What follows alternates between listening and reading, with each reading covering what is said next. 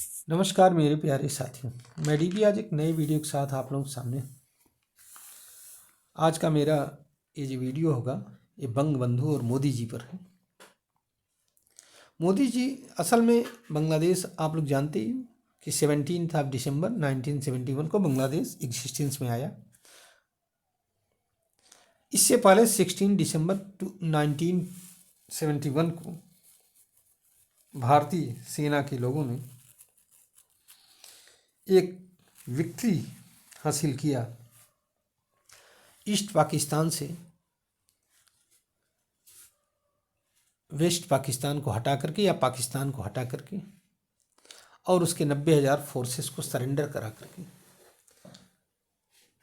हाँ, 1971 की historic victory थी, जिसके लिए मोदी जी ने ट्वीट किया अपने जवानों को एक ट्रिब्यूट देने के लिए,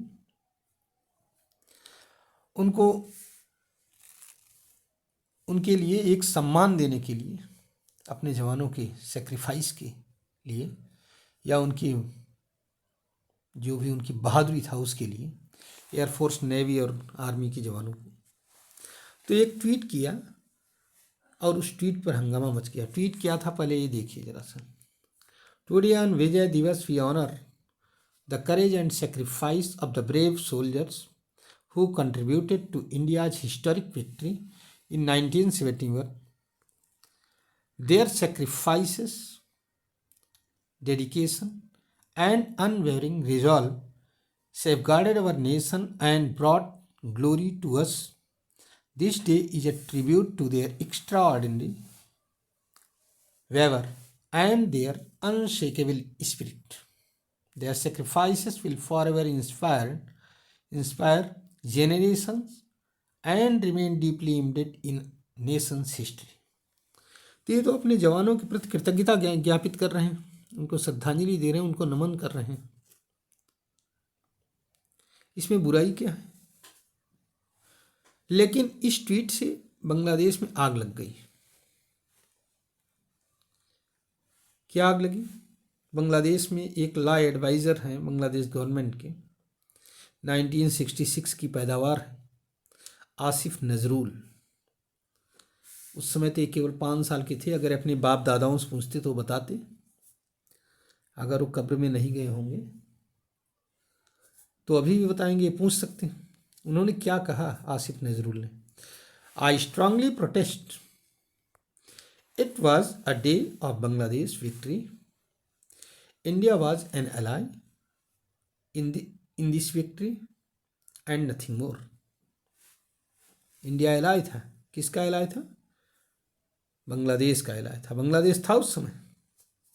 इनसे पूछे कोई कि 1971 में जब बांग्लादेश बना ही नहीं था और इंडिया युद्ध लड़ रहा था बांग्लादेशियों को बचाने के लिए, उन लोगों से, इन मक्कारों की रक्षा करने के लिए जो इनकी माँ बहन बेटियों को लूट रहे थे, इनको मार रहे थे, कूट रहे थे, उन पंजाबी मुसलमानों से बचाने के लिए इंडिया लड़ रहा था। 3000 लोगों ने सेक्रीफाइस कर दिया, भारतीयों ने। और ये कह रहे हैं कि इंडिया केवल एलाय था। अगर इंडिया एलाय था, दूसरा एलाय कौन था इनका? किसका एलाय था? चलिए आगे जरा से देख लेते हैं, फिर बताते हैं। एक हसनत अब्दुल्ला हैं, इन्होंने क्या कहा? उन्होंने कहा कि this independent war was for Bangladesh and was fought for Bangladesh, but Modi claim that it is an India's achievement. In doing so he completely ignored the existence of Bangladesh. तो बांग्लादेश के एग्जिस्टेंस को ही इग्नोर कर दिया मोदी जी ने। मोदी जी ने तो बांग्लादेश का नाम ही नहीं लिया, उसमें इग्नोरेंस की बात कहाँ से आ जाती है? एक है हुसैन, इरफान हुसैन, क्या नाम था उसमें, अब नाम नहीं याद आ रहा है। तीसरा ट्वीट भी था हुसैन का। Condemn protest against Narendra Modi, misleading statement लिखा। मिसलीडिंग का है का भी, और वो अपने फौज को कृतज्ञता ज्ञापित कर रहे हैं। आप सोचो जरा सा कि जो अपना देश खुद नहीं बना पाए वो भारत था जो इनको इनका देश बना करके दिया।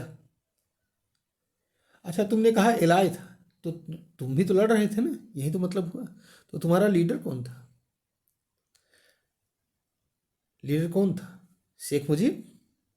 लेकिन तुमने तो उसको भी 4-5 सालों के बाद मार दिया था। इतनी मक्कार कौन कहाँ मिलेगी भाई, जो अपने ही लीडर को निपटा दिया और आज भी उनकी मूर्तियों को पकड़ पकड़ के नोच रहे हो, तोड़ रहे हो। तुम लोग आतंकी तंजीम, तुम लोग क्या जानो कि बांग्लादेश का वार क्या था। और तुम्हारा नेता जो बैठा हुआ है, हाँ, मुचमुंडा छक्का चुट्टा, जो उस समय भी था लेकिन अमेरिका में छुपा बैठा था, नहीं आया था, आज वो आ गया है, लीडर बना हुआ है। पता नहीं क्या मतलब, समझ में नहीं आ रहा है। सिर्फ एक काम बचा हुआ है, प्रोटेस्ट करो, माइनॉरिटीज पर अटैक करो, हिंदुओं के मंदिरों को तोड़ो। ये हालत है तुम्हारी, बस और कुछ नहीं। और कुछ है बता दीजिए, अगर इसके अलावा और कुछ हो तो। जो भी इंडस्ट्री थी उसको भी बर्बाद कर लिया। एक और इनका लीडर था मोहम्मद यूनुस का एडवाइज़र, मोहम्मद यूनुस जो इसमें चीफ एडवाइज़र, उनका एडवाइज़र था महफूज आलम, यूएसए में था अभी वो हाल में। फेसबुक पर एक पोस्ट डाला, कहा ग्रेटर बांग्लादेश, इसमें आसाम भी आएगा, बंगाल भी आएगा, बिहार भी आएगा, उड़ीसा भी आएगा। क्या गजब सपने देख रहे हैं गुरु ये लोग, हाँ। बांग्लादेश का पार्ट बता रहे हैं और इसको इतने ट्विटर फेसबुक पर जूते पड़े कि अपना फेसबुक पर से वो अपना स्टेटमेंट ही, पोस्ट ही डिलीट कर दिया है। इस बेवकूफ़ को मालूम नहीं है कि इससे बांग्लादेश संभल नहीं रहा है, हाँ? यहाँ जो ईस्ट साइड में अराकान आर्मी के लड़ाके 4-5 हज़ार लड़ाके हैं, बस, ज़्यादा नहीं। और वो इनके जवानों को पीट पीट करके भगा दिए सब। इनके जवान जितने भी थे वहाँ से भाग चले सब। आप समझिए, सेंट मार्टिन आइलैंड जहाँ से मिलता है उस पूरे एरिया को अपने कब्जे में ले लिया है, इनके कई डिस्ट्रिक्ट को अपने कब्जे में ले लिया है। और ये बात कर रहे हैं ग्रेटर बांग्लादेश की, बहुत लंबा सपना देख रहे हैं, समझ में नहीं आ रहा। हो सकता है भाई सही ही हो, लेकिन अब क्या क्या होगा क्या नहीं होगा ये तो आगे समय ही बताएगा। ये कुछ रिएक्शंस थे जिसको मैंने कोट करने की कोशिश किया। अब आप लोग इस पर विचार करके अपना रिएक्शन दीजिए कि आखिरकार बांग्लादेश किस राह पर जा रहा है, किस दिशा में जा रहा है। और मोदी के ट्वीट के अगेंस्ट में जो ये लोग ट्वीट रीट्वीट कर रहे हैं, ये कहाँ तक जायज़ या नाजायज़ है। आप लोगों ने कुछ और माध्यमों में कुछ न कुछ समाचार सुना होगा, तो आप अपना रिएक्शन ज़रूर दीजिए साथियों। मैं अपना वीडियो यहीं पर बंद कर रहा हूँ, समाप्त कर रहा हूँ, क्योंकि ये लंबा खींच रहा है। फिर कोई नया चैप्टर लेकर के फिर हाजिर होऊंगा। तब तक के लिए धन्यवाद, नमस्कार, जय हिंद, जय भारत, वंदे मातरम।